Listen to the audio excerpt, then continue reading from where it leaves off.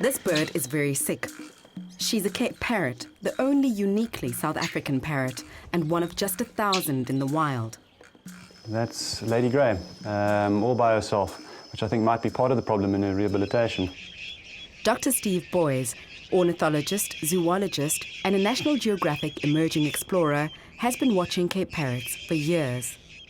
These are very much communal birds, and she's been alone for 18 months now. The previous 4 we rehabilitated were gone in 6 months. Lady Grey's feathers shouldn't have any yellow, but she has cytosine beak and feather disease. It strikes parrots that are weak and stressed, a condition enhanced by poor diet. We demonstrated in 2011 that 100% of the birds that we sampled, and it was a large sample of 47, were infected with the virus. So we can accept that all of the parrots in the Amatolas, probably in existence today, have been exposed to this virus and in some way carry it. And the reason for that is the destruction of their natural habitat, the yellowwood trees found in the forests of the Amatola Mountains near Hoxback in the Eastern Cape. Without the yellowwood fruit, the Cape Parrot is in a bad way.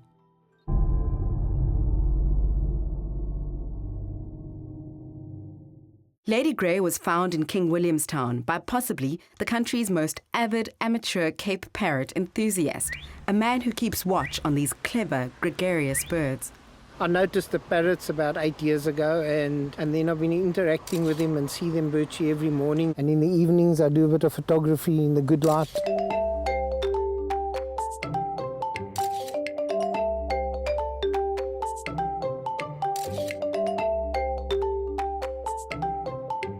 Rodnik van Biljon has been watching the birds in the town for the last decade. Every year, before the remaining yellowwoods in the Hoxback and Stutterheim forests start to bear fruit in March, the birds fly the 50 kilometers to King Williamstown to feed.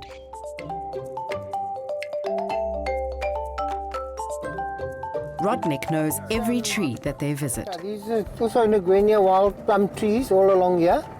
And while he's looking for the birds, it appears that his wife knows just where to look for him. My wife's jealous. She's jealous, you think? While Rodnik keeps an amateur eye on the suburban birds, Steve presents the Cape Parrot's official face to the world. Parrots have been part of Steve's life ever since he started visiting the mountains around Hoxback and did his PhD on a cousin of the Cape bird. Steve brought his two passions together when he introduced his wife, Kirsten, a primatologist, to the parrots. Kirsten had appeared on Carte Blanche with Steve a year ago during a research expedition in the Okavango Delta. I tell you, when I'm out there, it's the only time I ever get broody. I just want to share it with the kids I don't have yet, and with my wife and my brother. A year later, Steve and Kirsten have their first child. He arrived soon after they left Cape Town to set up a permanent home in the village of Hoxback. You must be really excited to raise a baby in such a beautiful, tranquil place. I'm excited for him to get older and explore this place a little bit further, learn about parrots, get dirty. Yeah.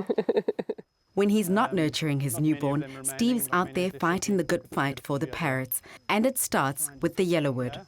He's been trying to find out who's been illegally felling the parrot's favorite tree. Like an investigator, he unravels the fascinating bond between the tree and the bird. This is what the Cape Parrot wants to feed on. And there's just not enough left of either of them, and we need to do something about that. What's the relationship between this tree and the parrot? Everything. 99% of their diet was these yellowwood fruits and the nuts. Those are perfect nutritional content for them, just designed for parrots to be feeding on them. Since the 1970s, the parrots have been feeding on introduced pecan nuts as a substitute. The nut is described by Steve as nutritionally similar to fast food. This is way too fatty for her. This is like giving her a McDonald's burger. With a 68% fat content, if I was to just feed her this here in this cage without any exercise, she would die within 3 months.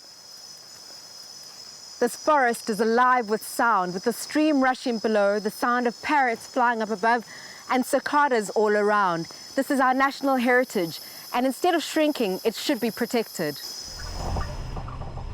Steve says even though it's illegal to cut down a yellowwood tree, his recent experience in the forest where he found remains of 25 felled yellowwoods suggests anyone can get a permit for the right fee. Now, this is a site of something terrible. Definitely destruction here. Chainsaw straight cut over here. Worth a lot of money to the person that cut it down illegally. It's absolutely unacceptable for people to steal trees like this. This is poaching. It's the same as a rhino. Yellowwoods make big money. A tree of about 30 meters could have gone for a few 100,000 rand, depending on the width. A tree of 50 meters and over could easily fetch around 2 million rand. Well worth the effort, but it's a big, noisy and complicated operation. Someone should be watching. How protected is our national tree? If you have one growing in your garden, you're not allowed to chop it down. I mean, they're protected that way. But then I still ask, why are literally hundreds of them being removed from our forests, both in Knysna and here in the Hogsback and Amatolas? We've spent 350 years destroying our forests. When we go in the helicopter, you will see the devastation that is happening still today. It's almost like we've declared war on our national tree. From the air, what looked like a well-forested area took on a different meaning. The grey-looking treetops on this privately owned forestry land are the yellowwoods. Right down here, we have high concentrations of large yellowwoods, emergent yellowwood trees. A wonderful example of how it should be. Just over the mountain on state-owned land, there is hardly a yellowwood in sight. Steve says management is the problem. From the minutes of a meeting he held with the Eastern Cape forestry managers, it seems that they are aware of the situation. But, as seen in this extract, they don't necessarily agree with him. Steve says yellowwood harvesting needs to be policed and stopped completely. We need to draw the line for at least 100 years before we even think about sustainable forestry in our indigenous forests here in South Africa. Our next stop was an unannounced visit to a private sawmill outside King Williamstown. This operation has permits to harvest trees from the state forests we'd flown over.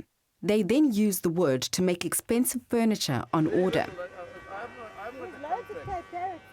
With the owner not there, we couldn't get an answer. Nevertheless, his brother Mervyn showed us around the yard. I walk Hogsback Flat, and I'm telling you, there are a lot of yellowwood trees at Hogsback. Nor, he thinks, is there a shortage of parrots. And the people always say these parrots are short, there's lots here. Are there lots? Yeah, we aren't lots, but you see them fly over there. Oh.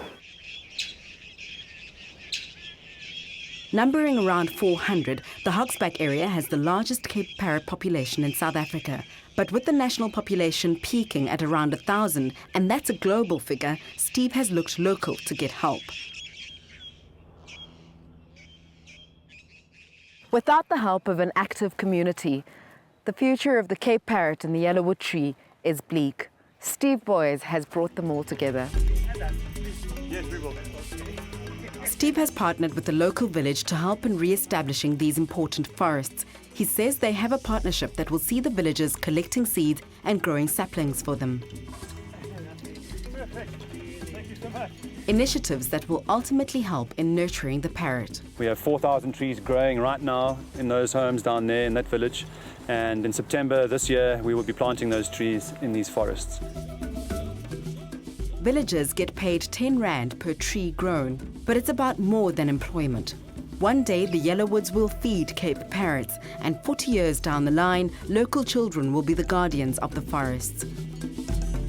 These trees are going to need 100 years to establish themselves, and we need someone watching and caring about them. And those people are going to come from those villages. By then, those trees will hopefully be what Steve refers to as lords of the forest and home to growing numbers of this beautiful South African parrot.